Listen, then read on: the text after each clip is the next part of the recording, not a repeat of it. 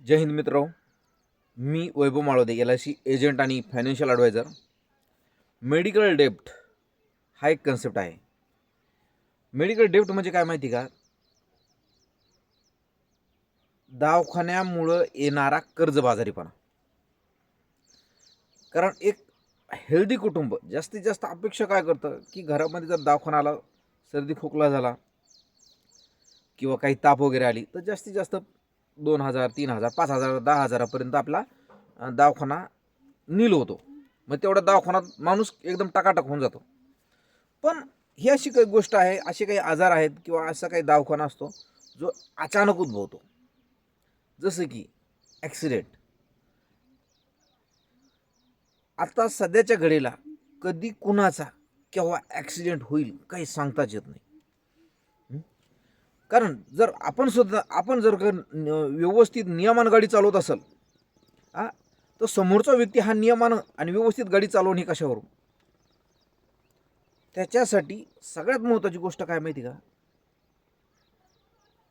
जर अशी घटना उद्भवली जिथं दवाखान्याचा खर्च खूप मोठा लागू राहिला, याला उपाय एकच आहे.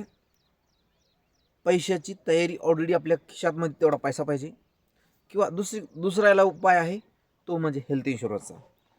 कारण खूप कमी बजेटमध्ये आपल्याला खूप मोठा इन्शुरन्स भेटतो. 10 लाखाचा कवर आहे, 20 लाखाचा आहे, 30, 40, 50 लाखापर्यंत कवर आहे. पूर्ण खर्च कंपनी भरते. पूर्ण पहिल्या दिवसापासून 24 तास पेशंट ॲडमिट असत तोही खर्च कंपनी भरते. मग आजार कोणताही असू द्या, सर्दी खोकल्यामुळं ॲडमिट असू द्या, तरीसुद्धा कंपनी पैसा भरते. ही खूप जणांना माहिती नाही. काही जणांना वाटतं की लाखाच्या पुढं जर खर्च आला दवाखान्याचा तरच पैसा भेटतो.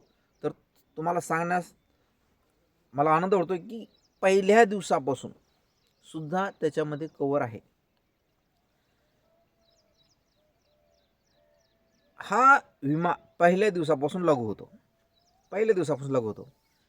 आणि दुसरी गोष्ट म्हणजे जर एखादा पेशंट हा शुगरचा पेशंट असेल किंवा त्याच्यानंतर एखाद्याला अटॅक आलेला असेल, छोटी मोठी सर्जरी झालेली असेल, तर ह्या व्यक्तीला सुद्धा आपल्याला काही टर्म्स आणि कंडिशननं हेल्थ इन्शुरन्समध्ये कव्हर देता येतो. खूप जबरदस्त प्लॅन आहे आणि आज हेल्थ इन्शुरन्स ही काळाची गरज झालेली आहे. दिवसेंदिवस माणसाचं आहारामध्ये बदल होत चालला आहे, वातावरणात बदल होत चालला आहे आणि दवाखान्याची गरज खूप भासू लागली आहे. म्हणून प्रत्येक कुटुंबाचा हेल्थ इन्शुरन्स असलेला चांगला. अधिक माहितीसाठी हेल्थ इन्शुरन्ससाठी माझ्याशी संपर्क करा. माझं नाव वैभव माळोदे. मी मुक्काम पोस्ट पाणेवडी, तालुका घनसावंगी, जिल्हा जालना या ठिकाणचा आहे. तुम्हाला हेल्प करण्यास मला आनंद वाटेल. धन्यवाद.